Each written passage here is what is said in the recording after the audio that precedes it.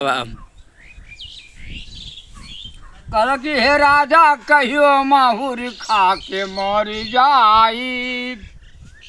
अरे पियल ना छोड़बा तब कुछ कर जाई। कल बड़ा दिन सहली बढ़िया बड़ा दिन सहली अब नहीं सह। अरे अवतार रोज पी के अम्मा जिसे कहो हम न चुप रहो। कल की नंदू राह न रही मानी बतिया। अरे डाल के किरासन कहियो जर जाई। अरे पियल ना छोड़बा तब कुछ कर जाए।